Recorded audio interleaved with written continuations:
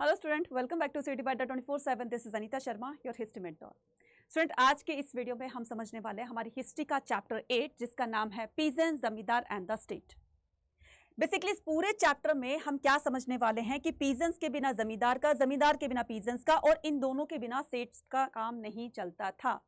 क्या है पूरा का पूरा कंसेप्ट, ये पूरा का पूरा टॉपिक वाकई में बहुत इंटरेस्टिंग टॉपिक है, और इंटरेस्टिंग होने के साथ साथ ये इंपॉर्टेंट भी है, क्योंकि इससे आपके सब्जेक्टिव क्वेश्चन, सब्जेक्टिव और ऑब्जेक्टिव दोनों टाइप के क्वेश्चंस पूछे जाते हैं। चाहे वो आपका बोर्ड एग्जाम है, सीयूटी में तो आपको एमसीक्यूज पूछे जाएंगे, लेकिन आपके बोर्ड एग्जाम में एमसीक्यूज प्लस आपके सब्जेक्टिव क्वेश्चंस इस चैप्टर से ज्यादा आते हैं। तो इसलिए इस चैप्टर को बहुत ही ध्यान से समझना है और वीडियो को लास्ट तक जरूर देखिएगा। और अगर आप चैनल पर नए हैं तो चैनल को सब्सक्राइब जरूर करना है, ठीक है।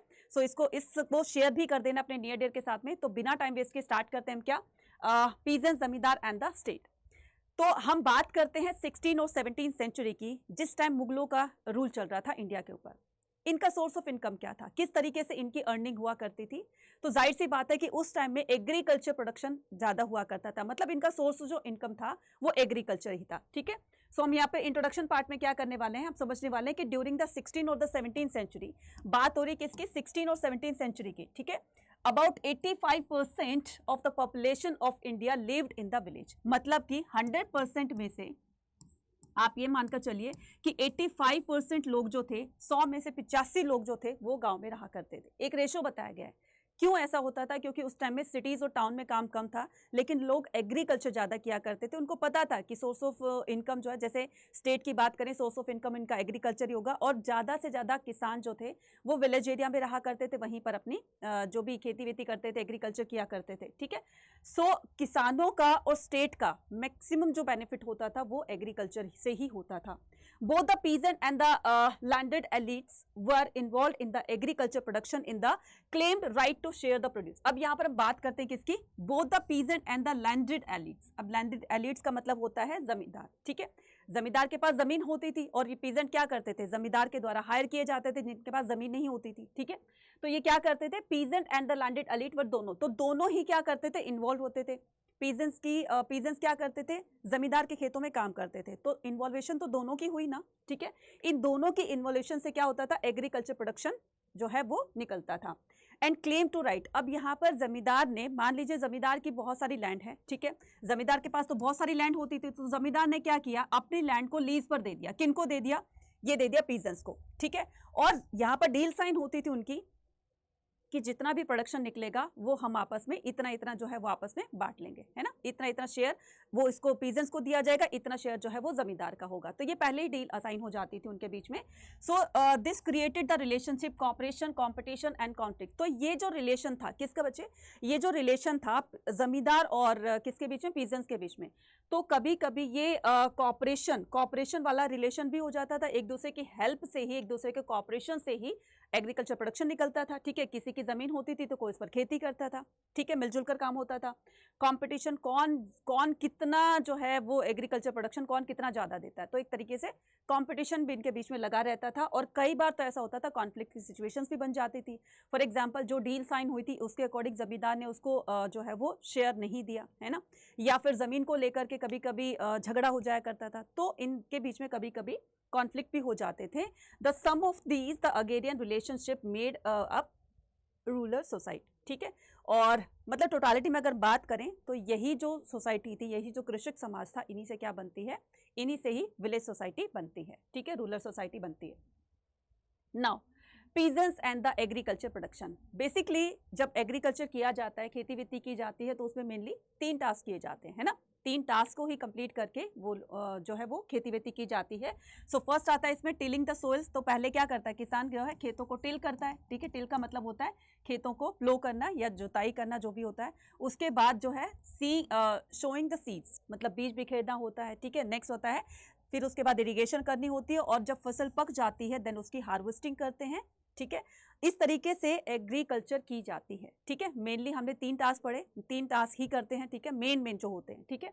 इसके अलावा तो बहुत सारे टास्क होते हैं, वीडिंग हो जाएगी, ठीक है, इरिगेशन हो जाएगी, और बहुत तरह के टास्क होते हैं, ठीक है। मतलब मेन 3 होते हैं इसमें, tilling the soil, sowing the seeds और the harvesting when the crop was ripe, ठीक है।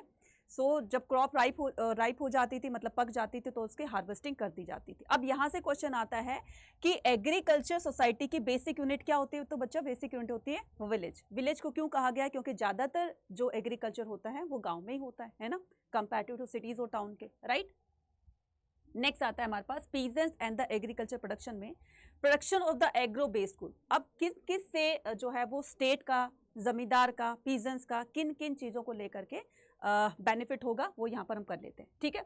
तो शुगर एंड, मैंने दो एग्जाम्पल दिए, शुगर और इडेबल ऑयल्स। कॉटन भी ले सकते हो, अदर जो है वो भी ले सकते हो, कोई भी फसल ले सकते हो, आप उसका नाम बता सकते हैं, जिससे ज़्यादा से ज़्यादा फार्मर की, जमींदार की और स्टेट की इनकम होती है, ठीक है। सो अब यहाँ पर देखेंगे तो इनकी एग्रीकल्चर करने के लिए, क्योंकि जो चीज़ डिमांड पर होगी उसी चीज़ का जो है वो प्रोडक्शन किया जाएगा, उसी चीज़ की मैन्युफैक्चरिंग की जाएगी या उसी चीज़ की कल्टीवेशन की जाएगी जिस चीज़ की कल्टीवेशन की डिमांड जो है वो अदर एरियाज में, अदर स्टेट में ज़्यादा होती है, ठीक है। अगर मैं मानकर चलूँ कि अगेरियन सोसाइटी में, यानी कि 16 और 17 सेंचुरी के अंदर जो सोर्स ऑफ इनकम था किसका? रूलर का, यानी कि मुगल रूलर्स का या मुगल एम्पायर का, तो वो किससे होता था? एग्रीकल्चर से। और एग्रीकल्चर में भी तीन मेन जो क्रॉप होती थी वो होती थी, कौन कौन सी? एक तो होती थी कॉटन, ठीक है, एक क्या होती थी? कॉटन होती थी। सेकंड क्या होती थी? कॉटन शुगर, और थर्ड क्या होती थी? इडेबल ऑयल्स, ठीक है।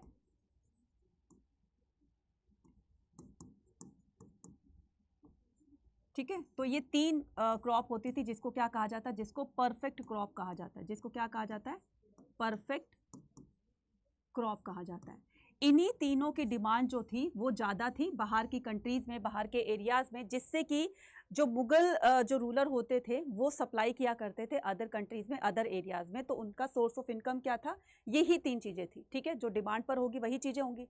अब हम यहाँ पर क्या करेंगे? अब हम यहाँ पर करेंगे क्या कि varied topography of the agrarian society. मतलब लैंड भी तो अलग अलग टाइप की होती है ना, तो कोई जो है वो ड्राई लैंड होगी, कोई प्लेन एरियाज़ होंगे, ठीक है, कोई हिली एरियाज़ वाली लैंड होगी, और कोई फॉरेस्ट्री लैंड होगी। तो यही जो है वो अलग अलग टाइप की लैंड होती है, और अलग अलग जो लैंड होती है उसमें अलग अलग तरह की कल्टीवेशन की जाती है। फॉर एग्जांपल यहाँ पर large tract of the dry land, यहाँ पर hilly areas were not cultivable, और फिर आ जाएगा आपका मोर फर्टाइल, और फिर आ जाएगा आपका फॉरेस्ट एरिया। तो हम अगर यहाँ पर बात करें किसकी? ड्राई लैंड की, तो बच्चे ड्राई लैंड में इतनी अच्छी क्रॉप नहीं होती, इतनी अच्छी कल्टीवेशन नहीं होती जितनी कि प्लेन एरियाज में होती है, ठीक है। सो यहाँ पर हम बात करेंगे किसकी? ड्राई एरियाज की। फॉर एग्जाम्पल कि आपका डेजर्टी एरिया हो गया, राजस्थान वाला एरिया होगा, तो वो जो सॉइल जो होती है वो बहुत ज़्यादा ड्राई होती है, ठीक है, उसको पानी ज़्यादा चाहिए होता है, बारिश भी राजस्थान में कम होती है ना, तो इस वजह से इसको क्या बोला गया है? तो उसमें उस तरह की कल्टीवेशन होती है, ठीक है, जिनमें पानी की मात्रा जो है वो कम चाहिए होती है, पानी कम चाहिए होता है। अब यहाँ पर hilly region were not cultivable. अब जो हिली रीजन्स होते हैं, मतलब जो पहाड़ी क्षेत्र होते हैं, उनके अंदर कल्टीवेशन वैसे नहीं होती जैसे प्लेन एरियाज के अंदर होती है, ठीक है। कंकड़ पत्थर बहुत ज़्यादा होते हैं सॉइल के अंदर, प्लो करने में भी काफ़ी मेहनत मशक्क़त लगती है, तो उसमें अलग तरह की कल्टीवेशन होती है। फिर चाय कॉफ़ी हो गया, तो इनके जो बागान होते हैं, इनकी जो खेती होती है, कल्टीवेशन होती है, वो उस तरफ ज़्यादा होती है। और इस तरह जो हम करेंगे क्या? मोर फर्टाइल का मतलब होता है जैसे प्लेन एरियाज, ठीक है। अब प्लेन एरियाज कौन से होंगे? जो कि अब जैसे पंजाब हो गया, हरियाणा हो गया, महाराष्ट्र हो गया, एमपी हो गया, तो ये सारे प्लेन एरियाज है ना, गुजरात हो गया। तो इनमें जो कल्टीवेशन होती है वो कंपैरेटिव टू हिल एरियाज के और ड्राई लैंड के ज़्यादा अच्छी होती है। तो मैक्सिमम प्रोडक्शन जो है वो प्लेन एरिया से ही निकलता है, ठीक है। और उसके बाद होता है आपका फॉरेस्ट्री एरिया की बात करेंगे तो वहाँ पर किसी और तरह की कल्टीवेशन होती है। तो ये क्या है? ये लैंड के टाइप्स हैं, ठीक है। नेक्स्ट करते हैं सोर्स ऑफ द। अब इन सब चीजों के बारे में हमें कहां से पता चलता है? तो वो पता चलता है हमें आईने अकबरी से, रेवेन्यू रिकॉर्ड गुजरात, महाराष्ट्र और राजस्थान से, और इसके अलावा extensive record of the east India company. यानी कि इन सभी से हमें उस टाइम में किस तरह से एग्रीकल्चर हुआ करती थी, इन सभी का पता चलता है हमें इन तीन चीजों से, ठीक है। नेक्स्ट आता है हमारे पास क्या? नेक्स्ट आता है आईने अकबरी, जो एक्चुअल में अगर हमें जानना है ना कि किस तरह के 16 और 17 सेंचुरी में जो मुगलों का सोर्स ऑफ इनकम होता था, या ज़्यादातर उनकी जो एग्रीकल्चर होती थी वो कैसे होती थी, किस तरीके से होती थी, और कौन सी हुआ करती थी, तो उसका जो बेस्ट सोर्स है वो आईने अकबरी माना जाता है, ठीक है। आईने अकबरी जो थी वो अकबरनामा का थर्ड पार्ट थी, ठीक है। अकबर के रीजन में किस तरह की कल्टिवेशन की जाती थी, तो वो सारा का सारा लिखा गया था किसमें? सारा का सारा लिखा गया था अकबरनामा में, और अकबरनामा को 3 पार्ट में डिवाइड कर दिया गया था, और यही 3rd पार्ट था जिसका नाम था आईने अकबरी, और जिसको लिखा था किसने? अबू फजल ने। ठीक है, अबू फजल कौन था? अबू फजल जो है वो इसका अकबर का क्या था? कोर्ट हिस्टोरियन था। ठीक है, अकबर का कोर्ट हिस्टोरियन था।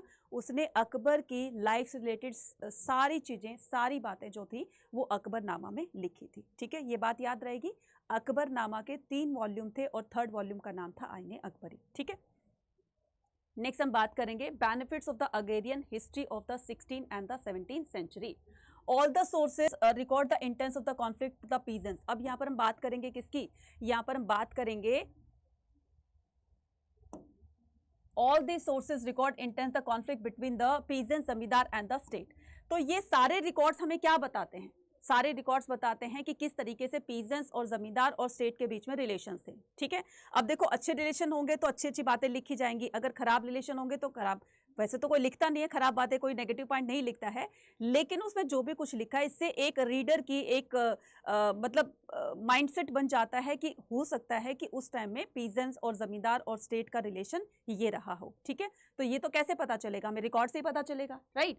सो दे gives the insight the peasants the perception of their expectations and the fairness of the state. तो इससे क्या पता चलता है कि क्या एक्सपेक्टेशंस रही होंगी फार्मर्स की स्टेट गवर्नमेंट से, है ना? क्या चीज वो चाहते थे कि गवर्नमेंट जो है उनकी डिमांड को सुने, उनकी डिमांड को माने। फॉर एग्जांपल कि मान लीजिए इरिगेशन के रिसोर्सेज उनके पास बहुत अच्छे नहीं है पीजेंट्स के पास में, ठीक है, या प्लो करने के लिए जो है वो उनके पास अच्छी क्वालिटी के प्लोज नहीं है, हल नहीं है, तो वो डिमांड करते हैं कि सरकार उनकी हेल्प करे, अच्छी तरह की उनकी फर्टिलाइजर्स दे, है ना, खाद वगैरह दे, बीज वगैरह दे, है ना, जिससे कि प्रोडक्शन और अच्छा निकले।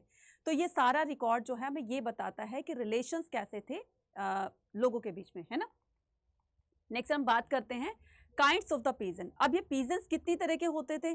काइंड्स ऑफ पीजेंट में हम क्या करेंगे, क्योंकि किसान भी तो अलग अलग तरह के होते थे ना। जैसे मान लीजिए एक होता है जिसके पास बहुत सारी लैंड होती है, लाइक जमींदार। एक होता है एवरेज पीजेंट जिसके पास थोड़ी जमीन होती है। एक होते हैं लैंडलेस पीपल जिनके पास जमीन नहीं होती, वो दूसरों के खेतों में जाकर काम करते हैं। तो अलग अलग तरह की कैटेगरीज होती है पीजेंट्स की भी।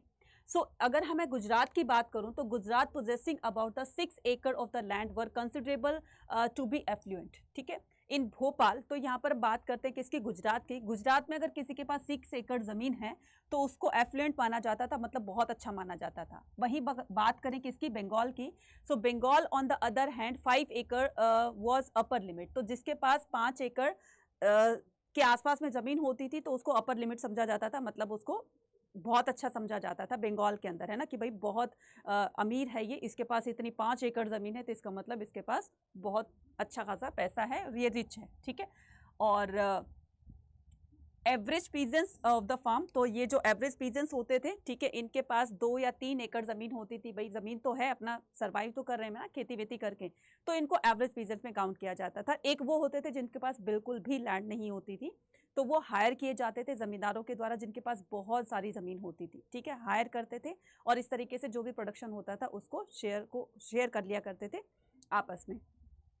Cultivation was based on the principle of the individual ownership. ये बात तो बिल्कुल सही है कि जिसके पास जितनी लैंड होगी, किसी के पास लैंड बहुत ज़्यादा है, किसी के पास लैंड बहुत कम है, तो उसके पास जितनी लैंड होगी उतना ही उसका प्रोडक्शन निकलेगा। ठीक है, so peasant bought and the sold their land like a other property honour.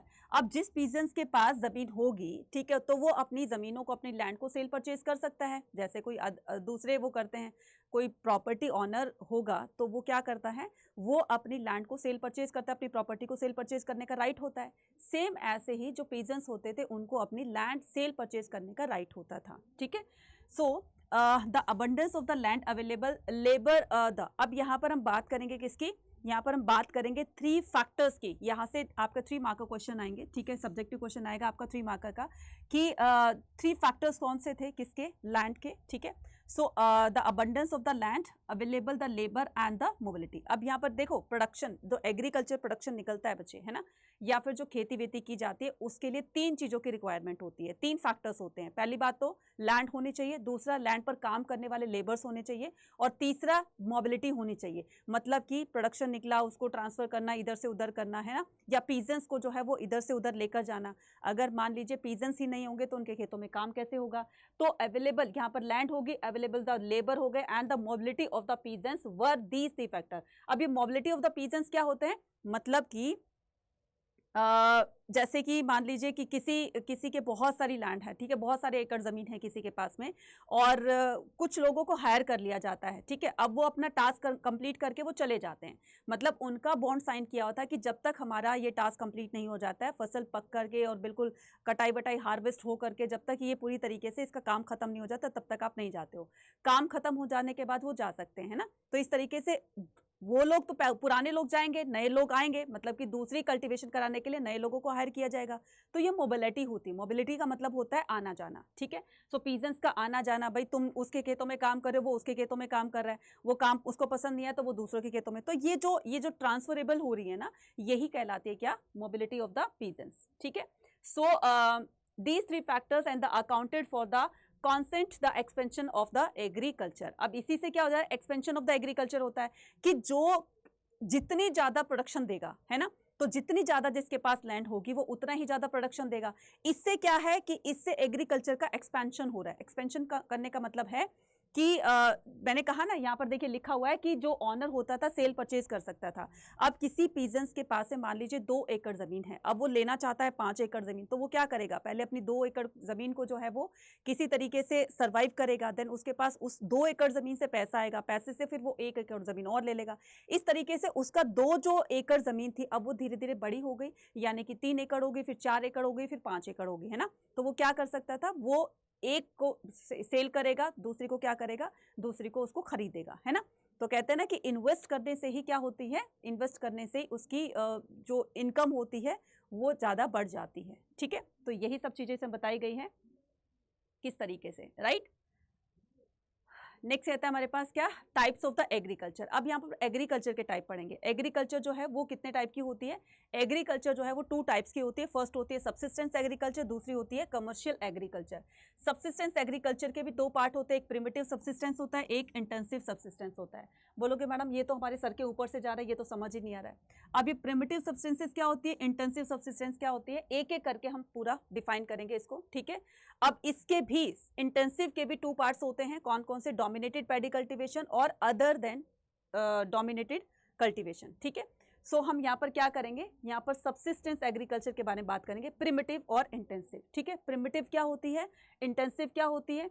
तो प्रिमिटिव का मतलब होता है बच्चे कि जो चीज़ ना सिर्फ अपने तक ही सीमित हो, मतलब थोड़ी बहुत ठीक है कल्टीवेशन कर ली, ठीक है, अपने तक का मतलब होता है जैसे एक किसान के पास 2 एकड़ ज़मीन है तो वो 2 एकड़ ज़मीन को सिर्फ अपनी फैमिली के लिए उसमें अनाज वगैरह उगाएगा, ठीक है, और जितना प्रोडक्शन निकलेगा, ठीक है, उसके फैमिली के लिए जितना चाहिए उसको साल भर के लिए उतना स्टॉक करके रखेगा, थोड़ा बहुत होगा उसको वो सेल कर देगा, तो वो अपने पर्पज से, मतलब पर्सनली तौर पर। तो ये प्रिमिटिव सबसिस्टेंस। अब इंटेंसिव, इंटेंस का मतलब होता है, इंटेंस मतलब मेरा ये इंटेंशन नहीं था ये ऐसा बोलना वो करना, तो मतलब इरादा, ठीक है, जो किस पर्पज से की जाती है, पर्पस, ठीक है, किस पर्पज से की जाती है, तो वो सेलिंग के पर्पज से की जाती है ना। कि किसी के पास ज़्यादा, मान लीजिए ज़मींदार के पास 50 एकड़ ज़मीन है तो वो इतना सारा अनाज खुद थोड़ी ना खाएगा, है ना, तो वो क्या करेगा, उसको सेल करेगा। वही बात उसकी है, नॉर्मल पीजेंट्स की है, नॉर्मल पीजेंट्स अपने लिए करेंगे और थोड़ा बहुत होगा सेल कर देंगे, लेकिन पीजेंट्स के पास ज़मीन ज़्यादा होती है तो वो क्या करेगा, थोड़ा बहुत अपने पास रखेगा, बाकी का सेल कर देगा, तो वो इंटेंसिव होती है। अब हम यहाँ पर क्या करेंगे, intensive subsistence, it is a largely found in the densely populated region in the monsoon area. ये वहाँ पर कल्टीवेशन की जाती है जहाँ पर डेंस पॉपुलेशन रहती है, पॉपुलेशन ज़्यादा होगी तो लोगों के पास ज़मीन कम होगी और थोड़ी थोड़ी ज़मीनों पर वो खेती कर पाएंगे, ठीक है। तो वो क्या करता है, उसमें लिमिटेड ही जो है मशीनरी वगैरह लगाएगा, या जो ज़मींदार पीजेंट्स को हायर करते हैं तो वो इस तरह से हायर नहीं करते हैं, थोड़ी ज़मीन होती है तो खुद भी और अपनी फैमिली के साथ उसमें खुद ही काम करने लग जाता है, हायर नहीं करता है कि बाहर देने से बेटर है कि हम लोग इस पे काम कर ले, क्योंकि थोड़ी ज़मीन होती है उस पर वो इजीली काम कर लेते हैं। अब हम यहाँ पर क्या करेंगे, ये तो हो गया आपका डोमिनेटेड पैडी कल्टीवेशन, ये होगा अदर देन पैडी, ठीक है। अदर देन पैडी का मतलब होता है, ठीक है, गेहूं चावल वगैरह तो सब चल जाता है, लेकिन बच्चा ये थोड़ी ना जैसे मक्का हो गई आपकी, ठीक है, जैसे ज्वार हो गई, बाजरा हो गया, और बहुत सारी ऐसी चीज़ें होती हैं जो सेलिंग के पर्पज से ही ग्रो की जाती हैं, ठीक है। वो अपनी फैमिली के लिए मतलब स्टॉक करके नहीं रखा जाता है कि भाई ये तो हमें पूरा साल खाने के लिए चाहिए, वो सिर्फ सेलिंग पर्पज से लिखी जाती हैं। तो इसमें बताया गया है कि वीट हो गया, सोयाबीन हो गया, बार्ले हो गया, संगम हो गया, आर ग्रोन, ठीक है। नेक्स्ट आता है हमारे पास क्या, नेक्स्ट आता है इरिगेशन एंड द टेक्नोलॉजी।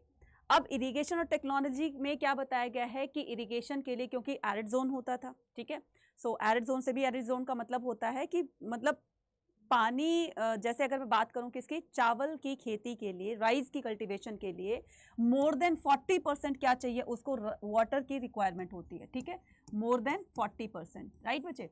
तो 40% उसको जो है वो चाहिए होती है, सॉरी 40% नहीं, 40 इंचेस की बात करते हैं, ठीक है, 40 इंचेस, मतलब कि ये जो लैंड है इसमें पानी यहां तक रहना चाहिए, तब एक प्लांट जो है वो, राइस का प्लांट जो है वो ग्रो करता है, ठीक है। और ये पैडी कल्टीवेशन में ये होता है कि जो प्लांट होता है ना, राइस का प्लांट होता है, उसको एक जगह से उखाड़कर दूसरी जगह पर यहाँ पर ग्रो कर दिया जाता है, और यहाँ पर वो पानी रहता है जहाँ पर वो ग्रो करता है, ठीक से, ठीक है। तो इसको कितना चाहिए, 40 इंचेस की क्या चाहिए, इसको रेनफॉल चाहिए होती है, ठीक है।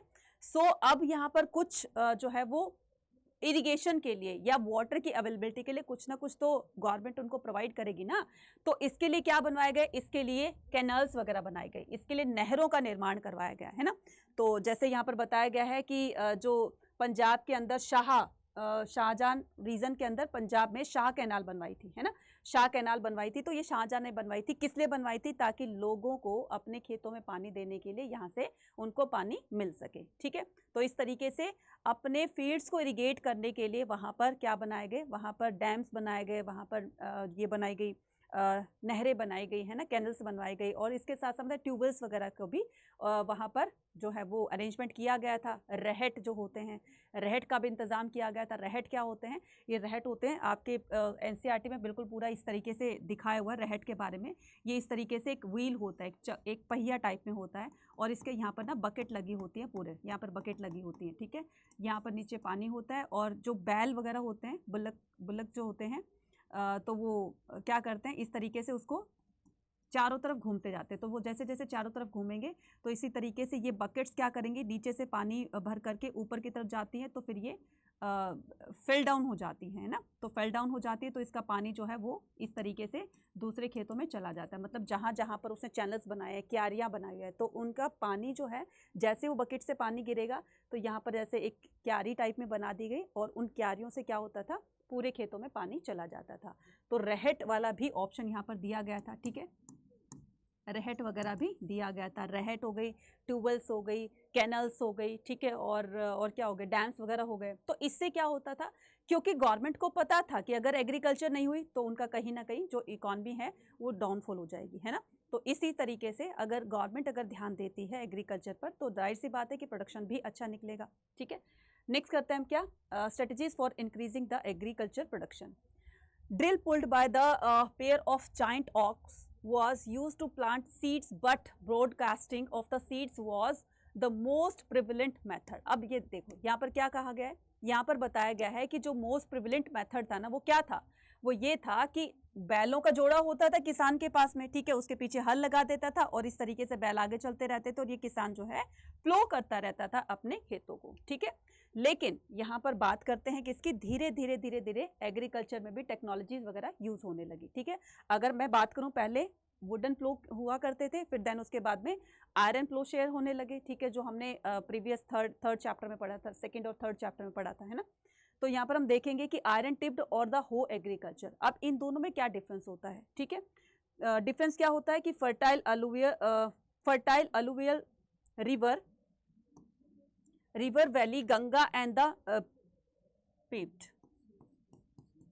ठीक है, Ganga river, production of the paddy, production of the transplantation. अब यहाँ पर देखिए, ये जो हल आपको दिख रहा है ना बच्चे, तो ये क्या है, ये 5th से लेकर के 10th सेंचुरी के बीच में इस तरह के हल चला करते थे। मतलब कि हलों के टिप जो कॉर्नर होता है ना, हलों का जो कॉर्नर होता है, इस पर आयरन टिप जो है इंसर्ट कर दी जाती थी, कोई भी आयरन की नुकीली चीज़ जो है यहाँ पर लगा दी जाती थी, जिससे किसान खेतों को अच्छी तरीके से उसको प्लो कर पाता था, ज़मीन अच्छे से नीचे से खुदाई हो जाती थी, और जो प्लांट को ग्रो करने के लिए सॉइल से उसको जो न्यूट्रिएंट्स चाहिए, तो वो जितना डीप में उसकी खुदाई करेंगे उतना ही प्लांट अच्छे से ग्रो करेगा, क्योंकि उसको सॉइल से वो पोषक तत्व मिल रहे हैं जो उसको बढ़ने में उसकी हेल्प करेंगे। तो ये सारा जो चीज़ थी वो यहाँ पर आपको बताई गई है। तो ये आयरन टिप्ड फ्लो होते थे। एक होता है हो एग्रीकल्चर। हो एग्रीकल्चर क्या होता है, जैसे आपने सुना होगा कस्सी फावड़े वगैरह सुना होगा, तो जो हिली रीजन होते हैं उसमें इस तरह के हल नहीं चलाए जाते हैं। क्यों?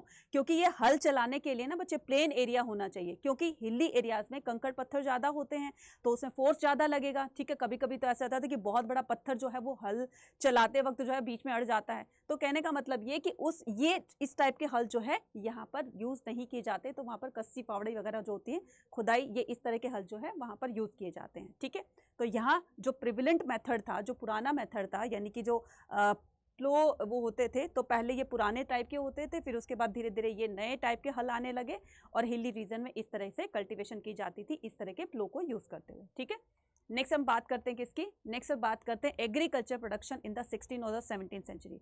अब यहाँ कृषि मौसमी चक्रों के आसपास आयोजित की जाती थी। ठीक है, अब वो कौन सी की जाती थी यहाँ पर देख लेते हैं।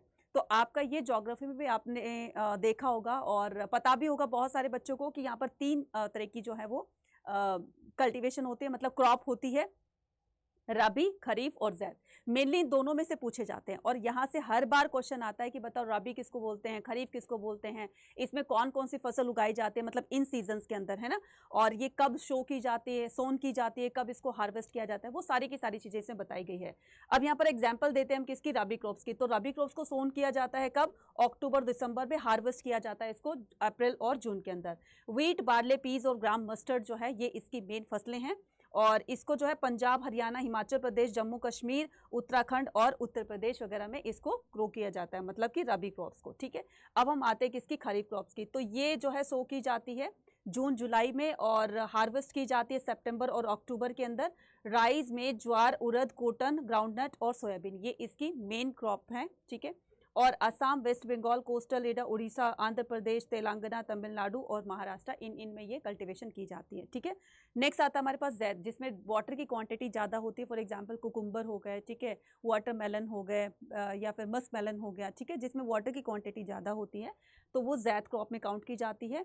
सोन और हार्वेस्ट मार्च और जुलाई, इन दोनों के बीच में, ठीक है, बिटवीन रबी एंड खरीफ, तो इन दोनों के बीच का सीजन जो है वो जैद क्रॉप्स का होता है। और इसमें सीजनल फ्रूट, वेजिटेबल और फॉडर क्रॉप्स, फॉडर क्रॉप्स का मतलब जो चारा डालते हैं ना पशुओं को, उस तरह की जो क्रॉपिंग होती है तो वो इसी सीजन में होती है, किसमें, जैद में। Most of the northern and the north western states, ठीक है, ये यहाँ पर की जाती है। अब हम बात करेंगे किसकी, स्प्रेड ऑफ द टोबैको की।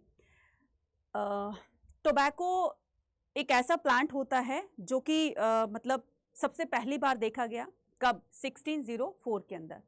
तो अकबर का जब टाइम था, ठीक है, तो अकबर क्या करते हैं कि विजिट करने के लिए जाते हैं अपने मिनिस्टर्स के साथ में और डेक्कन की तरफ जाते हैं। तो वहाँ पर उन्होंने देखा विजिट के दौरान कि उनको एक अजीब सा मतलब एक प्लांट दिखाई देता है। तो फिर पता लगाया कि किसका प्लांट है, तो उनको पता चला कि ये जो है वो टोबैको का प्लांट है। तो इतना उसको सीरियसली नहीं लिया गया जितना कि जहांगीर के टाइम में लिया गया था। ठीक है, तो the plant which arrive the first plant which arrived the first in the Deccan spread in the northern India in the early year of the 17th century. The Ain does not mention the tobacco is the. अब यहाँ पर देखो आईने अकबरी में तो बाकी फसलों के बारे में तो बताया हुआ है लेकिन टोबैको के बारे में नहीं बताया हुआ। क्यों नहीं बताया? क्योंकि मैंने कहा ना कि नेगेटिव चीजें नहीं बताई जाती है ना, जो बुरी बातें होती हैं वो नहीं बताई जाती है। तो वही सारी चीजें थी इसके अंदर कि दिस प्लांट तो सबसे पहली बार इसको डेक्कन में देखा गया था। कब देखा गया था? 1604 में। और इसका जो एक्सप्लेनेशन है, इसका जो डिफाइन है या इसके बारे में आईने अकबरी में कुछ भी नहीं बताया गया। बाकी क्रॉप्स के बारे में बताया गया है। जो भी नदर्न इंडिया के अंदर क्रॉप की लिस्ट थी उस लिस्ट के अंदर टोबैको का नाम कहीं पर भी नहीं था। At this time, smoking tobacco in the hookahs or the chillum seems to have the caught in a big way Jahangir. तो यहाँ पर इस प्लांट को लोग कैसे यूज करते थे? इस प्लांट को लोग स्मोकिंग के लिए यूज किया करते थे, है ना। तो स्मोकिंग के लिए यूज किया करते थे हुक्काज में और चिलम वगैरह में, देखा होगा ना आपने। तो लोग इसके इतने ज़्यादा एडिक्ट हो चुके थे कि इसको ये छुटती ही नहीं थी लोगों से ये लत, है ना। तो जहांगीर ने क्या किया, इसको बैन करवा दिया कि बैन करवाऊंगा तो लोग इसको यूज़ नहीं करेंगे क्योंकि इनको हेल्थ इश्यूज होने लगी थी। और स्मोकिंग वगैरह से आपको पता है कि स्मोकिंग कोई भी अगर बुरी चीज़, बुरी लत लग गई है, बुरी आदत पड़ गई है तो उसको छुड़ाना जो है बहुत ज़्यादा मुश्किल होता है। तो इसने सोचा जहांगीर ने कि इसको बैन कर देते हैं तो लोग इसके जो एडिक्ट हो रखे हैं धीरे धीरे वो कम हो जाएंगे और वो उनकी जो हेल्थ है वो अच्छी हो जाएगी। लेकिन ये सब कुछ जो है वो फेल हो गया क्योंकि लोग इतने ज़्यादा एडिक्ट हो गए थे कि इसके बिना रह ही नहीं सकते थे। तो चोरी छुपे भी इनका यूज़ किया करते थे और इस तरीके से this was the totally ineffective, तो ये बिल्कुल जो है इनइफेक्टिव रही, अप्रभावशाली रही, because by the end of the 17th century tobacco had become a major article of the consumption, क्योंकि इससे जो है बहुत ज़्यादा मतलब लोग इसको खरीदते थे, तो ये मैक्सिमम जो है मतलब मेजर आर्टिकल बन गया था किसका, कंजप्शन का मतलब होता है जो लोग ज़्यादा इसको चीज़ों को यूज़ करते हैं, ठीक है, तो उसमें ये आ चुकी थी। So cultivation and the trade all over the India, इसकी कल्टिवेशन भी की जाती थी क्योंकि डिमांड थी, लोग इसके एडिक्ट हो चुके थे, भाई चाहिए तो चाहिए। अब जैसे कोरोना पीरियड में, कोविड पीरियड में क्या हुआ था कि लोग जो भी ड्रिंकर्स थे, जिनको बहुत ज़्यादा आदत हो गई थी, हैबिट हो गई थी कि उसके बिना, ड्रिंक के बिना वो रह ही नहीं सकते, तो कहीं ना कहीं से चोरी छुपे वो चीज़ें लेकर आते थे, है ना। लेकिन फिर भी क्या हुआ, फिर भी लोगों ने इसको जो है यूज़ करने से जो है वो पीछे नहीं हटे और लगातार यूज़ करते रहे। तो ये जो बैन की करने वाली जो पॉलिसी थी उनकी, वो बिल्कुल फेल हो गई, ठीक है। अब ये देखिए डेक्कन प्लेटो कहाँ पर है, ये रहा आपका डेक्कन प्लेटो, तो यहाँ पर सबसे पहली बार ये पौधा देखा गया था, ठीक है। ये है इंडियन डेजर्ट, और ये आपका नदर्न प्लेन हो गया, ये हिमालय रीजन हो गया, और ये ईस्टर्न घाट, ये वेस्टर्न घाट, ठीक है। तो थोड़ा सा आइडिया ले लीजिएगा, ज्योग्राफी में भी काम आएगा। नेक्स्ट बात करते हैं किसकी, आइन and abundance of the crops. Agriculture was organize around the 2 major seasonal, that is kharif और रबी, ठीक है। तो यहाँ से क्वेश्चन आता है आपका 1 मार्कर का, तो खरीफ जो है वो ऑटम सीजन को कहते हैं, और रबी जो है वो स्प्रिंग सीजन में आती है, मतलब स्प्रिंग को ही रबी कहते हैं और ऑटम सीजन को खरीफ कहते हैं, ठीक है। So this would mean that the most of the region expect those the terranean that were most arid and the hospitable produce a minimum 2 crops, क्योंकि जो सॉइल की फर्टिलिटी थी वो बहुत अच्छी थी, इसलिए 16 और 17 सेंचुरी के अंदर सॉइल की अच्छी फर्टिलिटी होने की वजह से एक साल में 2 फसलें उगाई जाती थी, इसीलिए इसको 2 फासला भी कहा जाता था, ठीक है। इसलिए क्या कहा जाता है, इसको 2 फासला भी कहा जाता था। Where a rainfall irrigation assured that the continuous supply water even give the 3 crops, जहाँ पर अच्छी रेन हो जाती थी, बारिश ज़्यादा अच्छी हो जाती थी, तो वहाँ पर एक साल में 2 की बजाय 3 भी क्रॉपिंग कर लिया करते थे, 3 फसलें भी उगा लिया करते थे, है ना। तो ये सारा डिपेंड करता था किस पर, पानी की अवेलेबिलिटी पर। द टर्म जीन से कामिल, अब यहाँ पर हम जीन से कामिल को पढ़ेंगे, तो जीन से कामिल क्या होता है, जिसको परफेक्ट क्रॉप बोला जाता है, और मैंने अभी आपको स्टार्टिंग में बताया था कि परफेक्ट क्रॉप में क्या बताया गया है, परफेक्ट क्रॉप के अंदर शुगर केन, कॉटन और इडेबल ऑयल्स, देखिए ये रहा, ठीक है, ये कॉटन हो गया, ये शुगर केन हो गया, और क्या हो गया आपका, एडिबल ऑयल्स हो गए। तो यहाँ पर ये 3 चीज़ें ऐसी थी जिनकी डिमांड इंडिया से मतलब जाने की थी, इंडिया की यही चीज़ें जो है बहुत ज़्यादा डिमांडिंग थी अदर कंट्रीज़ के अंदर, इसीलिए इंडिया में इन चीज़ों की कल्टीवेशन कराई जाती थी। नेक्स्ट अब बात करते हैं किसकी, नेक्स्ट अब बात करते हैं न्यू वर्ल्ड क्रॉप्स की, ठीक है। सो ये है वर्ल्ड मैप, ठीक है आपका, और यहाँ पर हम देखेंगे कि न्यू वर्ल्ड कौन कौन से और वहाँ से कौन सी फसलें हमारी इंडिया के अंदर आई। During the 17th century the several new crops from the different part of the world reach the Indian subcontinent. तो इंडिया में पहले आप देख रहे हो ना कि आलू हो गए, आलू के बिना देख रहे हो ना कि कुछ भी मतलब बहुत ही ऐसी कम सब्जी होती है जिसमें आलू नहीं डलता है, ठीक है। आपको आलू की सब्जी पसंद है, आलू पसंद है, नहीं पसंद है, मुझे कमेंट सेक्शन में लिखकर बताइएगा। तो ये जो पोटैटो है ना, तो पोटैटो हो गया, चिली हो गया, ये पहले इंडिया की नहीं थी, मतलब इंडिया में तो लोग इनको जानते भी नहीं थे, तो ये बाहर से इंट्रोड्यूस करवाई गई थी इंडिया के अंदर। कहाँ से कैसे आई तो वो जानते हैं, ठीक है। सो मेज, अगर मैं यहाँ पर बात करूँ किसकी, मक्का की, for example was introduce in the India via, तो ये इंडिया में कैसी आती है, ये अफ्रीका और स्पेन के द्वारा इंडिया में लाई जाती है, इंट्रोड्यूस करवाया जाता है। By the 17th century it was being the listed as one of the major crops in the western India, और ये वेस्टर्न इंडिया की आज जो है वो मेजर क्रॉप बन गई है, कौन, मक्का, मेज जिसको बोलते हैं। Vegetable like the potato, tomato, chillies were introduced from the new world at this time. These were the fruit like the pineapple and the papaya. तो टोमेटो, पोटैटो, चिलीज जो हैं, इनके अलावा पाइनएप्पल हो गया, पपाया हो गया, ठीक है, फ्रूट्स वगैरह काफ़ी सारे हो गए, तो ये न्यू वर्ड से इंडिया में लाई गई थी। अब यहाँ पर क्या है, तो मैंने दिखाया आपको अफ्रीका और स्पेन, ठीक है। अफ्रीका और स्पेन से क्या आ गई थी, अफ्रीका और स्पेन से जो है वो कौन सी क्रॉप आई थी, मेज़ आई थी, ठीक है।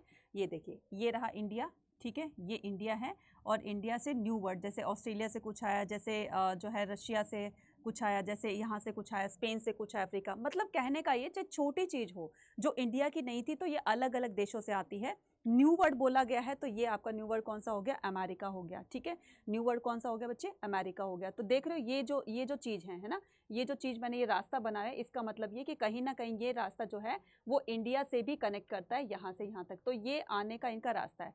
अब जरूरी थोड़ी है कि यह सारा का सारा जो है इंडिया में इंट्रोड्यूस किया, तो ये जहाँ जहाँ पर गए ना, इस तरीके से एक कंट्री की जो भी चीज़ें थी वो दूसरी कंट्री में ऐसे पहुँची है ना, चाहे वो शिप्स के थ्रू पहुँची, चाहे वो लोगों के थ्रू पहुँची, या वो ट्रैवलर्स के थ्रू पहुँची, लेकिन पहुँची जरूर, राइट। तो न्यू वर्ड से हमारे इंडिया में ये चीज़ें जो है वो आई थी। ठीक है, क्वेश्चन यहाँ से आता है कि मेज कहाँ से इंट्रोड्यूस किया गया था इंडिया में, तो स्पेन और अफ्रीका से। ठीक है, कहाँ कहाँ से, स्पेन और अफ्रीका से। Am I clear now, am I clear?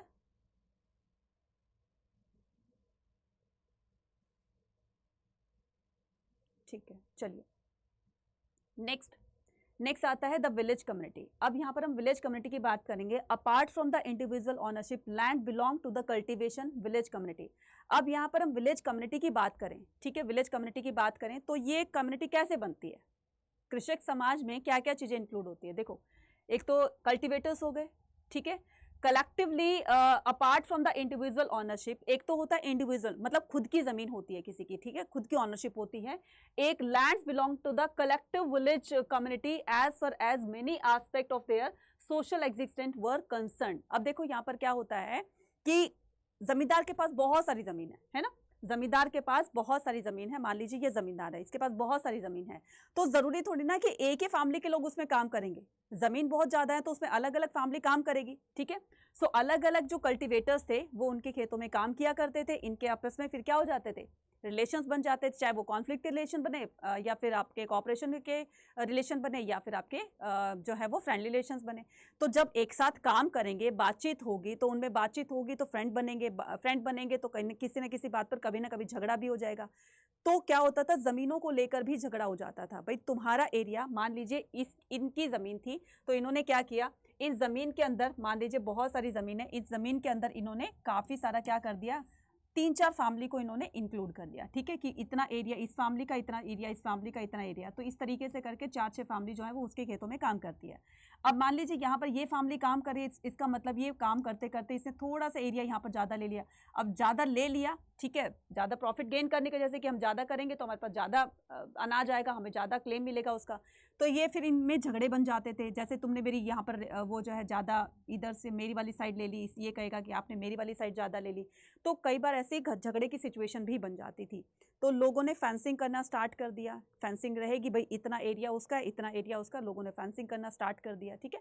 तो इस तरीके से देखा कि विलेज कम्युनिटी जो है वो कल्टीवेटर्स से बनती है, और इन कल्टीवेटर्स के अंदर इस तरह के रिलेशंस बन जाते हैं। और ये जब झगड़े की सिचुएशन बन जाती है तो उसके लिए पंचायत होती है, ठीक है, पंचायत झगड़ों का निपटारा करती है, ठीक है। और मेन डिसीजन जो होता है वो किसका होता है, सरपंच का होता है, जो गाँव का मुखिया होता है, जिसको मुकदम भी कहा जाता है ना, मंडल या मुकदम भी कहा जाता है। नेक्स्ट करेंगे caste and the rural values. तो इन deep inequities on the basis of the caste and the other caste, like the distinction the meant that the cultivators were highly heterogeneous group। अब हम यहाँ पर बात करेंगे किसकी, आज भी रूरल एरियाज में, गांव में जो है वो जाति के आधार पर ना सेक्शंस डिवाइडेड हैं, है ना। ये ब्राह्मणों का सेक्शन है, ये जो है वो शेड्यूल कास्ट का सेक्शन है, ये जो है वो उनका सेक्शन है, यादव का सेक्शन है, ये उनका जाटों का सेक्शन है। तो ये जो है एरियाज बटे हुए हैं।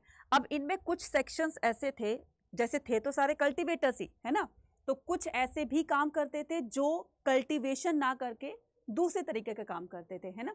तो उनको जो है वो जाति के आधार पर ही उनका काम फिक्स किया गया था। जैसे हमने क्या किया था, महाभारत वाले टाइम में देखा था कि किस तरीके से वर्ण जो सिस्टम था वो ऑक्यूपेशन के बेस पर उन्होंने क्या कर दिया था, डिवाइड कर दिया था, कि जो भी कल्टीवेटर्स करते हैं उनको वैश्य की कैटेगरी में डाल दिया गया था, ठीक है।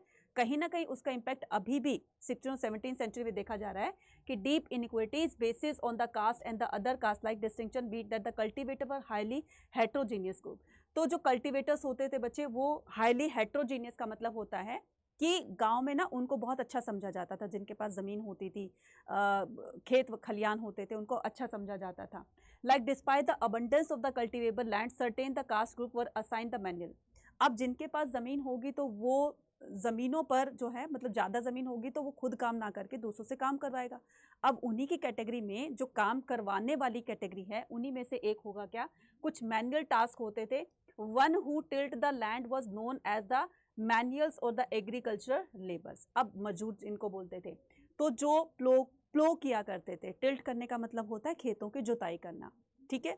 जमीन है किसान के पास में, अब उसने किसी प्लोमैन को बुला लिया, ठीक है, प्लोमैन को बुलाया, उसने अपने खेतों में उसको अपने खेतों को प्लो करा दिया, ठीक है। उसको क्या कहा जाता है, उस प्लोमैन को कहा जाता है एग्रीकल्चर लेबरर्स या फिर उसको मजदूर कहा जाता है जो सॉइल को टिल्ट करने का काम कर रहे हैं। मुस्लिम कम्युनिटी में इसी तरीके से एक होता है हलाल खोरम। हलाल खोरम कौन होता है, जो स्कैवेंजर्स होते हैं, ठीक है। तो स्कैवेंजर्स कौन होते हैं, जो नॉन वेजिटेरियन होते हैं, ठीक है।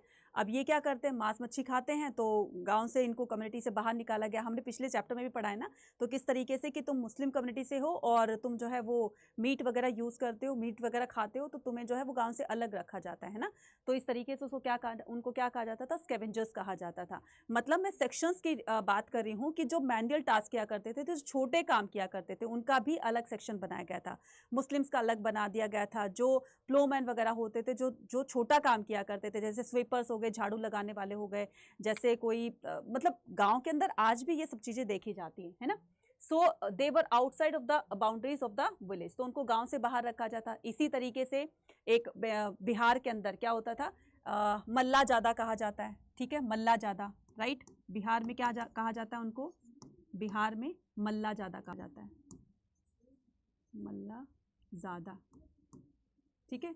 इसका मतलब क्या होता है, स्लेव काइंड ऑफ, ठीक है, इसका मतलब क्या होता है, स्लेव, राइट। चलिए, caste and the rural value, there was the direct correlation between the caste and the poverty and the social status and the lower strata of the society. तो छोटे चीज से लेकर के, मतलब छोटी इकाई से लेकर के बड़ी इकाई तक सभी लोग जो है वो गांव में रहा करते थे। In a manual task the 17th century Marwar Rajput are mention and the peasant. तो ये जो पहले मारवाड़ होते थे, राजपूत होते थे बच्चे, ये भी पहले कल्टिवेटर्स की कैटेगरी में भी में ही आते थे, मतलब पीजेंट्स की कैटेगरी में आते थे। Sharing the same space with the Jat who were accorded a lower status in the caste hierarchy। जो जाट होते हैं ना, तो उनको पहले जो सोशल कैटेगरीज बनी हुई थी, है ना, उनमें नीचे रखा जाता था, लोअर उसमें थी, कैटेगरीज में थी, है ना। लेकिन इनके पास धीरे धीरे ज़मीन बहुत ज़्यादा आती चली गई, तो बहुत ज़्यादा ज़मीन होने की वजह से ये गांव के ज़मींदार बन गए, है ना। और इनके पास पावर भी आ गई, पैसा भी आ गया, लैंड भी आ गया, दूसरे मजदूरों को हायर किया करते थे, इसलिए धीरे धीरे इन्होंने अपना स्टेटस हाई कर लिया। इसी तरीके से जो होते थे, कौन होते थे, राजपूत वगैरह होते थे, मारवाड़्स होते थे, तो इसी तरीके से ये इन्होंने अपने आप को अपलिफ्ट कर लिया। अब हम बात करेंगे किसकी, पंचायत एंड द हेडमैन की। तो the village panchayat was an assembly of the elder headed by the headman of the muqaddam और मंडल।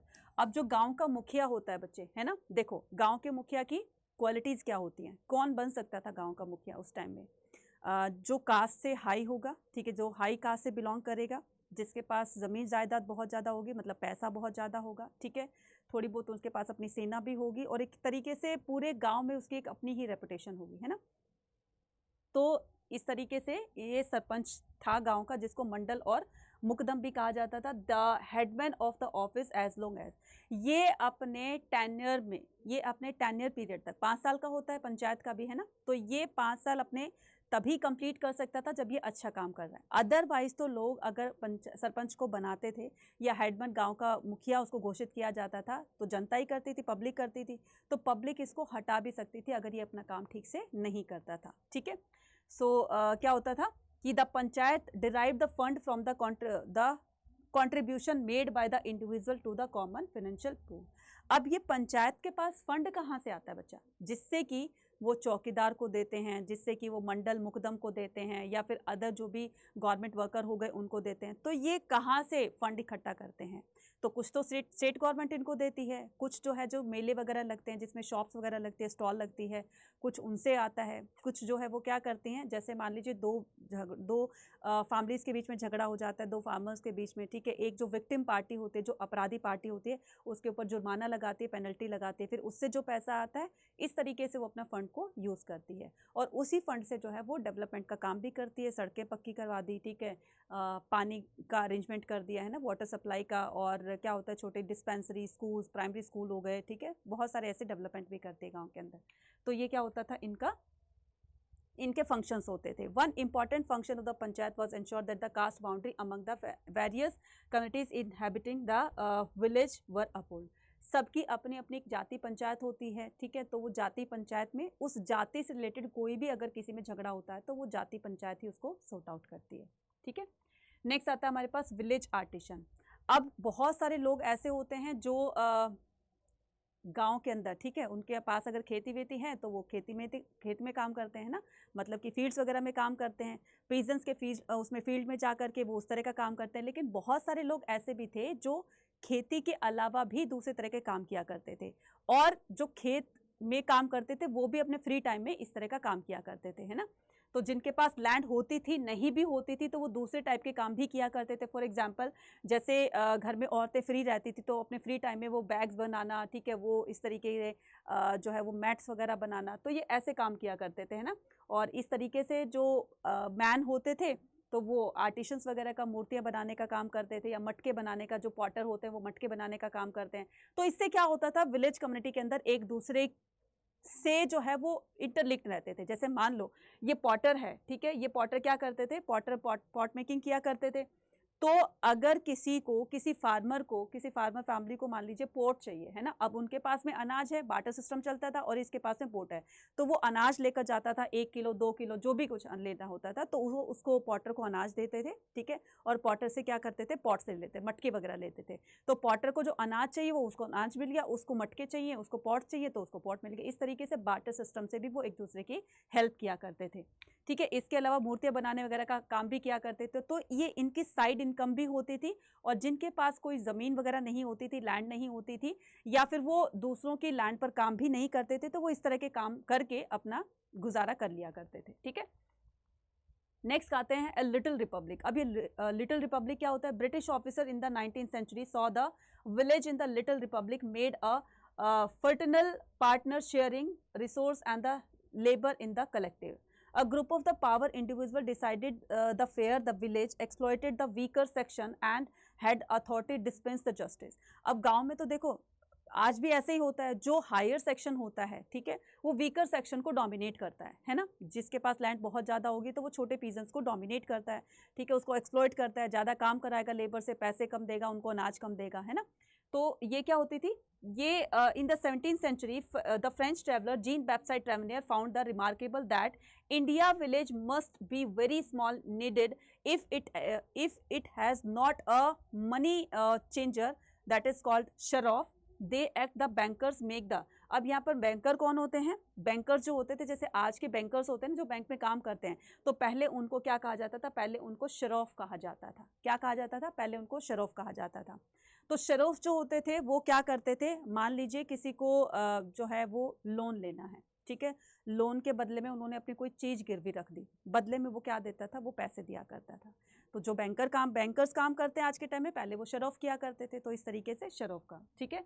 लिटिल रिपब्लिक समझ गए, लिटिल रिपब्लिक का मतलब होता है कि जो पहले वाला ट्रेडिशन था, है ना, कि बड़े जो जमींदार होते हैं वो छोटे लोगों को एक्सप्लॉइट करते हैं, तो धीरे धीरे अब वो लोग भी अपलिफ्ट होने लगे, है ना। तो वो क्या होने लगी, मतलब जो विलेज कम्युनिटी होती है वो लिटिल रिपब्लिक होती है, उस पर किसी का कोई बंडेंस नहीं होता है, किसी की कोई ज़रूर ज़बरदस्ती नहीं होती है, मतलब स्टेट गवर्नमेंट या फिर आपकी सेंट्रल गवर्नमेंट हो गई तो ज़्यादा उसके मामलों में इंटरफेयर नहीं करती है। तो एक ये छोटा रिपब्लिक होता है, ठीक है, विलेज को इसलिए कहा गया है, ठीक है। वो अपनी पंचायत से खुद ही अपने झगड़ों का निपटारा कर लेती है, अपनी डेवलपमेंट का काम खुद ही कर लेती है, तो इसीलिए इसको क्या कहा गया है, लिटिल रिपब्लिक कहा गया है, ठीक है।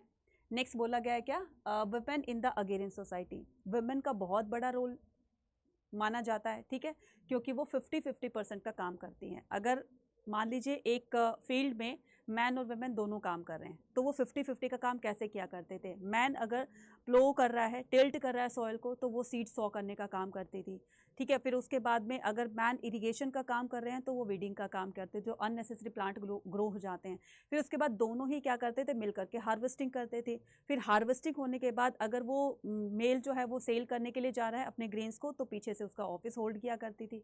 तो इस तरीके से 50-50 का जो रेशो था वो देखा गया था किसमें, women society in the women in the agrarian society.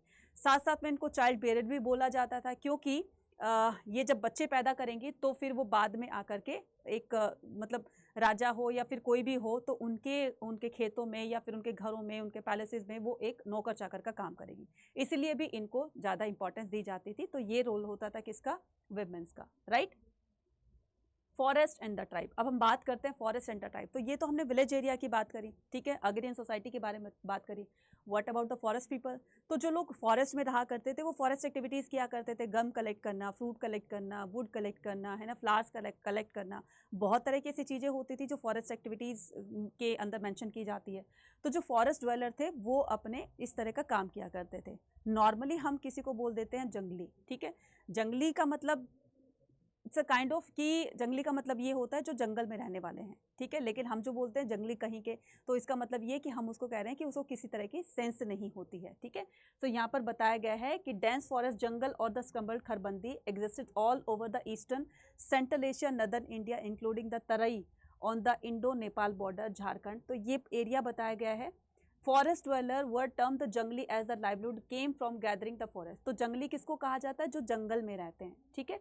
So these activities are largely season specific. अब यहाँ पर सीजन स्पेसिफिक एक्टिविटीज़ हुआ करती थी फॉरेस्ट के अंदर, जो भी फॉरेस्ट ड्वेलर होते थे। जैसे मान लीजिए समर आने पर वो फिशिंग उनकी बहुत अच्छे से, फिशिंग वाला काम बहुत अच्छे से चलता था, क्योंकि मछलियाँ ठंडे ठंडे पानी में बाहर आती थी, उसको नेट के थ्रू जो है पकड़ लिया जाता था। इसी तरीके से जब स्प्रिंग सीजन आता है तो फ्रूट कलेक्ट करने का काम उनका बहुत अच्छा चलता है। सर्दियाँ आती है, विंटर आता है तो हंटिंग का काम बहुत अच्छे से चलता है। तो ये सीजन स्पेसिफिक होते थे क्या होते थे, ये सीजन स्पेसिफिक होते थे, ठीक है। नेक्स्ट अब मूव ऑन करेंगे। नेक्स्ट आता है जमींदार पर। अब जमींदार का क्या रोल होता था, जमींदार का बहुत बड़ा रोल होता था, क्योंकि उसके पास बहुत सारी लैंड होती थी और काफ़ी से लोगों को ये एम्प्लॉय किया करते थे, है ना, काफ़ी लोगों को ये एम्प्लॉय किया करते थे। तो ये जमींदार का काम होता था, और जो भी झगड़े वगैरह होते थे, है ना, तो उनका निपटारा भी ये खुद ही किया करते थे। जमींदार were the caste people the country side in leave the agriculture but did not participate. बहुत सारी ज़मीन होती थी लेकिन ये खुद उस पर काम नहीं करते थे, लेबर्स को हायर करते थे। The land the proprietors who also enjoy the certain social and the economic privileges by the virtue of their superior status in the rural society। क्योंकि इनके पास लैंड बहुत ज़्यादा होती थी, ऊपर से एम्प्लॉयमेंट दे रहे हैं, ठीक है, लोगों को काम दे रहे हैं, तो इनका जो स्टेटस था, इनकी जो एक इमेज थी, इनका जो एक रुतबा था गाँव के अंदर, वो बहुत ज़्यादा हाई था। नेक्स्ट बात करेंगे किसकी, लैंड रेवेन्यू सिस्टम की। तो लैंड रेवेन्यू सिस्टम जो है यहाँ पर देखेंगे कि revenue from the land was the economic mainstay of the Mughal empire. मैंने कहा ना कि मेन सोर्स ऑफ इनकम क्या था इनका, एग्रीकल्चर था। So this apparatus including the office, दफ्तर एंड द दीवान। तो इनका जो भी रिकॉर्ड रखता था, किसका कितना लेना है देना है, जो भी रिकॉर्ड रखता था वो दीवान रखता था। तो दीवान जो दीवान होता था, जो दफ्तर में बैठकर काम किया करता था, वो सारा रिकॉर्ड मेंटेन किया करता था। तो दीवान कौन हो गया, रिकॉर्ड मेंटेनर, ठीक है। So the land revenue arrangement consisted the two stages, the first assessment and the second. तो यहाँ पर जो लैंड रेवेन्यू लिया जाता था लोगों से, वो दो तरीके से लिया जाता था। एक तो एक्चुअल असेसमेंट होता था, ठीक है, first the assessment and the actual collection. Assessment का मतलब होता है आपका, जैसे आपके वो मतलब एक तो एक्चुअल में उनसे लेना है, ठीक है, कि आपसे इतना, हमें इतनी आपकी लैंड है, इतना आपका प्रोडक्शन हुआ तो हमें इतना चाहिए, ये तो हो गया एक्चुअल। एक होता था एक्चुअल, एक होता था असेसमेंट। असेसमेंट का मतलब होता है कि मतलब जिसके पास जितना प्रोडक्शन हुआ या किसी के पास कम प्रोडक्शन हुआ तो उसको उस हिसाब से उसका कलेक्शन लेना, तो ये असेसमेंट होता था। और एक्चुअल असेसमेंट जितना उससे लेना ही लेना है, ठीक है, तो ये एक्चुअल होता था और वो असेसमेंट होता था, जिसको जामा और हासिल कहा जाता था, ठीक है, जिसको जामा और हासिल कहा जाता था, जामा एंड हासिल, ठीक है। एक्चुअल कलेक्शन हासिल और असेसमेंट होता था जामा, ठीक है। नेक्स्ट मूव ऑन करेंगे। नेक्स्ट क्या कहता है, फ्लो ऑफ सिल्वर। इंडिया के अंदर सिल्वर कैसे आया? इतना सिल्वर मुगल टाइम में क्या होता था? मुगल टाइम में मुगलों ने सिल्वर कॉइन्स को इंट्रोड्यूस किया था। तो जब सिल्वर ज़्यादा होगी तभी तो वो चीज़ें ज़्यादा यूज़ की ना। तो सिल्वर इंडिया के पास कहाँ से आता था? तो एक ट्रैवलर थे जिनका नाम था जियोवानी कैरेरी। इन्होंने बताया कि इंडिया के अंदर ना ये जो सिल्क रूट था वाया, यहाँ से क्या आता है? सिल्वर आता है। कैसे आया? क्योंकि इंडिया के ट्रेड रिलेशंस बाकी अदर कंट्री के साथ में हैं। वो कंट्रीज क्या करती है? वो इंडिया को सिल्वर्स देती हैं, ठीक है, क्योंकि उनके उनके कंट्री के अंदर सिल्वर माइंस बहुत है। तो इंडिया से डील करते टाइम वो इंडिया को क्या देते हैं? सिल्वर देते हैं, और बदले में इंडिया जो उनकी रिक्वायरमेंट्स होती है वो देते हैं। इस तरीके से इंडिया में क्या आ गया? इंडिया में सिल्वर आया।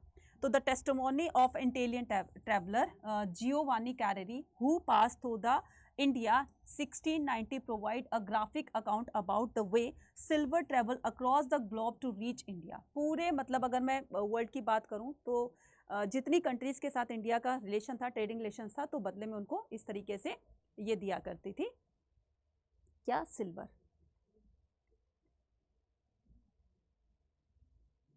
आइन ए अकबरी। अब हम बात करते हैं Ain i Akbari, authored by the Abu Fazl, ठीक है। आइन ए अकबरी जो है वो अकबरनामा का थर्ड पार्ट थी, ठीक है।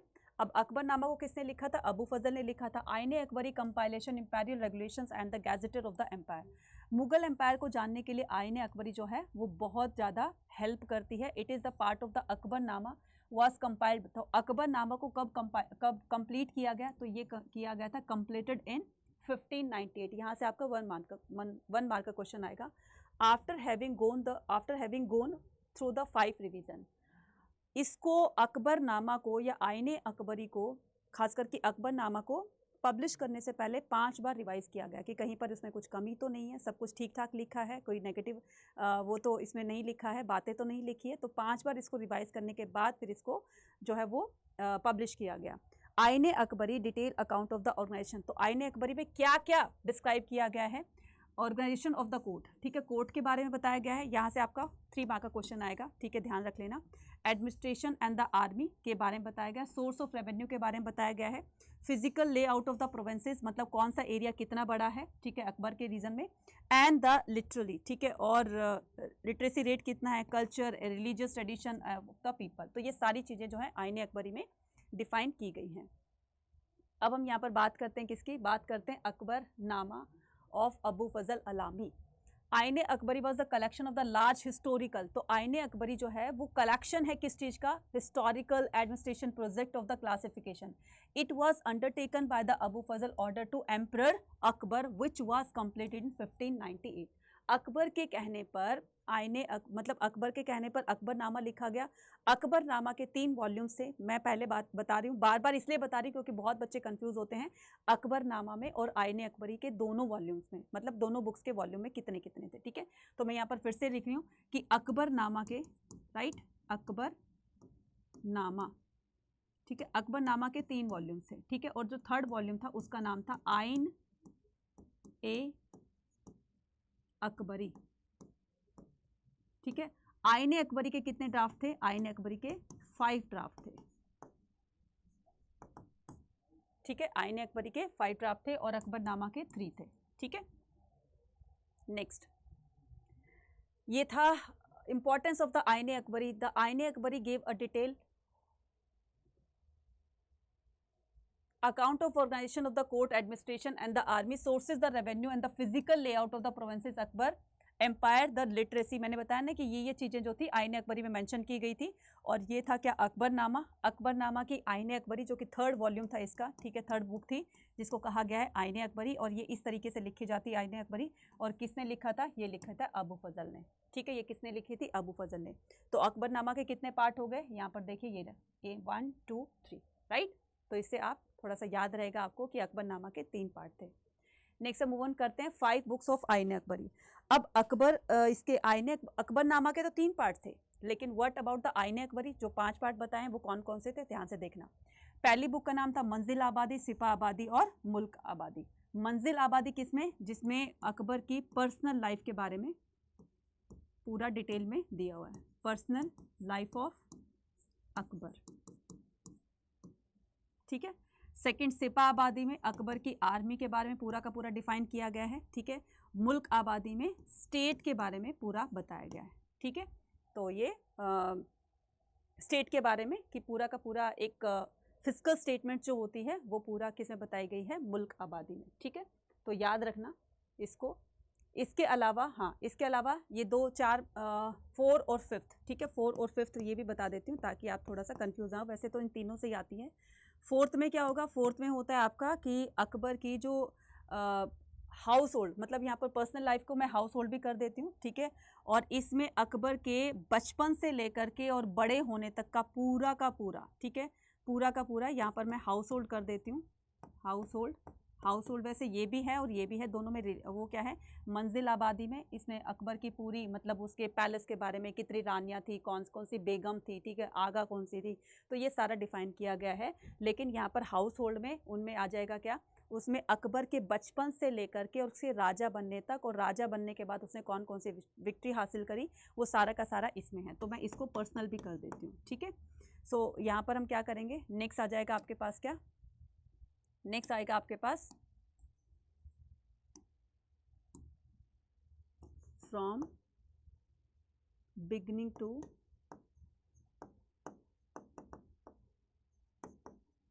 ठीक है, बिगनिंग टू एंड, राइट।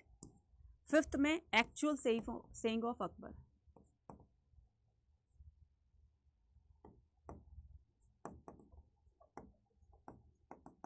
ठीक है, और हाँ इसमें क्या आ जाएगा, इसमें आपका थोड़ा सा पार्ट ले लेना, उसमें रिलीजियस भी आ जाएगा, रिलीजियस मैटर भी आ जाएंगे इसमें। ठीक है, ये इसमें आ जाएगा, रिलीजियस मैटर भी इसी में आ जाएगा, क्योंकि सारा पूरा का पूरा, क्योंकि ये अकबर से रिलेटेड है ना, तो बचपन से लेकर के बड़े होने तक या एंड होने तक पूरा का पूरा इसमें पर्सनली इसमें दिया हुआ है। तो इसमें रिलीजियस मैटर भी आ जाएंगे कि अकबर ने कौन सी जो है दीन इलाही और ये झरोका दर्शन, मतलब जो रिलीजियस मैटर से रिलेटेड है वो सारा का सारा भी इसमें आ जाएगा। ठीक है, नेक्स्ट हम बात करते हैं किसकी, नेक्स्ट हम बात करते हैं डिटेल ऑफ आईने अकबरी अबाउट द सरकार। सरकार क्या होता है बच्चे, आईने Akbari after the setting out detail the सूबा। सूबा क्या होता है, सूबा होता है एरिया। ठीक है, सूबा क्या होता है, एरिया होता है, प्रोविंसेस होता है। तो मैं इसको प्रोविंसेस या एरिया लिख देती हूँ। ठीक है, level the gives the detail purpose of the sarkar, this was and the, तो उसके जो हेड होते थे, है ना, उनके भी हेड होते थे जिसको सूबेदार कहा जाता था। तो सूबा का हेड क्या हो जाएगा, सूबेदार हो जाएगा। And gives a detail picture of the sarkar, this was and from a table which had the 8 column giving the following information। तो होता था परगनत, या जिसको महल कहा जाता है, मतलब पर्टिकुलर एक सरकार के बारे में बताया गया। सरकार कौन होती है, गवर्नमेंट होती है। ठीक है, किला उसका फोर्ट होता है, अराजी और द जमीन। ठीक है, जमीन ए पबूदा, तो जमीन ए पबूदा किसको कहते हैं, मेजरमेंट को कहते हैं। जैसे वो इंची टेप होता है ना, इस तरीके से जमीन ए पबूदा होता है, उसको मेजरमेंट ऑफ द एरिया बोलते हैं कि कितना बड़ा वो एरिया, कितना छोटा है। तो ये सारा का सारा मेजरमेंट में क्या आ जाएगा, अर्जी और जमीन ए पबूदा, पैमूदा, नकदी और रेवेन्यू असेसमेंट इन कैश। अब ये जो इस एरिया में जितना भी जो है कैश में किसी से वो लिया जाएगा, रेवेन्यू वगैरह लिया जाएगा। ठीक है, किसी से नगद लिया जाएगा, किसी से रेवेन्यू जो है वो किसमें, अनाज के रूप में लिया जाएगा। तो ये सारा इसी का पार्ट आ जाएगा। ये आता है suyurghal, grant to the revenue in charity. सूर्यघाल किसको बोलते हैं, चैरिटेबल ट्रस्ट को बोलते हैं, जो उस टाइम में उन्होंने लागू किया हुआ था। तो suyurghal grant of the revenue in charity. Zamindar भी होते थे, ठीक है, सरकार के अंदर, सूबा के अंदर। उसके बाद detail of the caste the zamindar, तो जमींदार की कास्ट के बारे में, उसकी इनकम के बारे में, ठीक है, सब कुछ मतलब जमींदार के बारे में बताया हुआ है। तो ये भी इसका एक कॉलम है। नेक्स्ट आता है detail of the troop the including. तो ये सारी चीज़ें आईने अकबरी में डिफाइन की हुई है कि उनके जो सूबे होते थे, मतलब प्रोविंसेस होते थे, उनमें क्या क्या चीज़ें इंक्लूड होती थी जो कि एक सूबा के अंदर आती थी, है ना। तो सूबा बनाने के लिए या सूबा के फैक्टर्स कौन कौन से होते थे, ये 8 चीज़ें होती थी और इसी से ही बनता था क्या, सूबा। ठीक है, तो इसको सरकार भी कहा जाता है। तो ये सारी चीज़ें थी। Detail of the troop including the horseman, horseman को सवार कहा जाता था, फुट सोल्जर को प्यादा कहा जाता था, ठीक है, और एलिफेंट को फिल कहा जाता था। ये सारी चीज़ें आप उसमें देखते होंगे ना, चेस वगैरह में भी देखते होंगे। तो ये जो है वो उससे भी रिलेटेड है। ठीक है, चलिए, तो ये था आज का पूरा चैप्टर। आई होप आपको पूरा समझ में आ गया होगा, और समझ में आया, वीडियो अच्छी लगी हो तो कमेंट सेक्शन में लिखकर बताना। अब क्लास 12th में हो या फिर CUET में हो, अगर उसकी अच्छी प्रिपरेशन करना चाहते हैं तो आप ज्वाइन कर सकते हैं समर्थ 2.0 बैच। ठीक है, इसके जो है क्लासेस ऑलरेडी स्टार्ट हो चुकी हैं, एक या दो क्लासेस गई हैं, तो आप जल्दी से जा करके इसको ज्वाइन कर लीजिए। क्योंकि बच्चा अभी जो रिजल्ट आया CUET का, तो काफ़ी सारे बच्चे जो हैं वो थोड़ा सा अपने मार्क्स को लेकर के बहुत ज़्यादा जो है वो मतलब बहुत ज़्यादा सेटिस्फाई तो नहीं है, कहीं ना कहीं जो है उनकी कमी, उनकी जो प्रिपरेशन थी वो कहीं ना कहीं थोड़ी सी उसमें कमी देखी गई थी। तो मुझे लगता है कि आपको यही टाइम है कि एक सही प्रिपरेशन करने का, कि अगर आप जब अच्छी प्रिपरेशन करते हो तो वो सही अच्छी प्रिपरेशन करने का जो रिजल्ट, जो आप नतीजा देखते हो वो अपने रिजल्ट के दौरान देखते हो, आपके अपने मार्क्स के दौरान देखते हो। वो मार्क्स कब अच्छे आएंगे? मार्क्स तब अच्छे आएंगे जब आप अच्छी प्रिपरेशन करोगे। और अच्छी प्रिपरेशन के लिए आपको ये समर 2.0 जो है वो उसमें एनरोल करना है, या फिर आप महापैक भी ज्वाइन कर सकते हो। तो महापैक में सभी बैचेस का एक्सेस जो है वो आपको फ्री ऑफ कॉस्ट मिल जाता है। CUET अड्डा 24/7 की तरफ से साल भर में जितने भी बैचेस जो है वो लॉन्च किए जाएंगे, महापैक वालों को सभी बैचेस का एक्सेस फ्री ऑफ कॉस्ट दिया जाएगा। ठीक है, आपको एक बार महापैक में एनरोल करना है, देन उसके बाद छुट्टी। फिर जितने भी बैचेस आएंगे सभी में आप सभी जो है बैचेस आपको फ्री ऑफ कॉस्ट मिलेंगे। तो एक या दो बार नहीं, कम से कम 8 to 10 टाइम्स आप जो है अपने सिलेबस को कवर कर चुके होंगे। सारे क्वेश्चन, सारे चैप्टर, सारे टॉपिक्स जो है वो आपको फिंगर टिप्स पे होंगे। इसलिए महापैक लेने में ज़्यादा आप लोगों को फायदा रहेगा। तो आज ही जाइए महापैक में एनरोल कीजिए और मैक्सिमम डिस्काउंट पाने के लिए कूपन कोड यूज़ कीजिएगा Y489। अब इस कूपन कोड को यूज़ कैसे करना है, कैसे आपको डिस्काउंट मिलेगा? जो भी बच्चे चैनल पर नए तो पहले चैनल को सब्सक्राइब कर लो। अब आपको क्या करना है, आपको अड्डा 24/7 की एप्लीकेशन को अभी के अभी अपने मोबाइल में डाउनलोड कर लेना है। देन उसके बाद क्या करोगे, देन उसके बाद आप ऑल कोर्सेज पर जाओगे। तो ऑल कोर्सेज पर जाने के बाद आपको क्या करना है, यहाँ पर UG PG एंट्रेंस एग्जाम पे क्लिक करना है, UG पे क्लिक करना है, आर्ट्स पे क्लिक करना है। अदर स्टूडेंट्स को भी बता दीजिएगा जो अदर स्ट्रीम से हैं। ठीक है, और कूपन कोड सेम रहेगा तो उनको बता देना कि भाई ये कूपन कोड लगा ले, इससे उनको मैक्सिमम डिस्काउंट मिल जाएगा। ये आपका समर 2.0 बैच है और ये है आपका महापैक। महापैक में भी दो कैटेगरी है, विद बुक है और विदाउट बुक है। तो आपको विद बुक चाहिए जो घर बैठे आपको मिल जाएगी। विद बुक का मतलब होता है एक ऐसी बुक इसमें है जो कि आपके चैप्टर, बड़े बड़े चैप्टर है, उसको बहुत ही कंसाइज वे में इसको लिखा गया है, और साथ में माइंड मैप भी है, प्रैक्टिस क्वेश्चंस भी हैं, और बहुत सारी चीज़ें इसमें दी हुई है बुक के अंदर। तो अगर आप बुक वाली लेना चाहते हैं तो बुक वाला महापैक ले सकते हैं, और अगर विदाउट बुक लेना चाहते हैं तो विदाउट बुक ले सकते हैं। समर 2. ये आपका इंडिविजुअल बैच है, तो ये आपका प्राइस इतना है। तो अगर क्या कर सकते हो, लेनी है तो महापैक वाला लीजिएगा, क्योंकि बच्चे ये आपको थोड़ा सा, आपको 1000-2000 रुपये ऊपर देने हैं। अदरवाइज फिर आपको, क्योंकि पूरे साल भर आपको इसमें बहुत ज़्यादा बेनिफिट मिलेगा, इसलिए मैं बार बार आपको बोल रही हूँ कि इसमें एनरोल कर लीजिए। ठीक है, सो ये है आपका, ठीक है, आज का सेशन। आई होप आपको सबको समझ में आ गया होगा, और बैच में ज़रूर से एनरोल कीजिएगा अगर आप अच्छे मार्क्स लेना चाहते हैं, क्योंकि अच्छे मार्क्स लेकर आएंगे तभी जाकर आपको क्या मिलेगा, आपको आपकी ड्रीम यूनिवर्सिटी मिलेगी। क्योंकि ड्रीम यूनिवर्सिटी पाने के लिए बच्चे मेहनत तो करनी पड़ेगी, है ना, मेहनत करनी है, अच्छे मार्क्स लेने हैं। पहले ही अटैम्प्ट में आपको जो है आपकी ड्रीम यूनिवर्सिटी के ड्रीम कॉलेज में आपको एडमिशन मिल जाए, तो उसके लिए अच्छे से तैयारी करके जाओ। मिलते हैं अपनी नेक्स्ट वीडियो में। Till then take care, bye bye to all.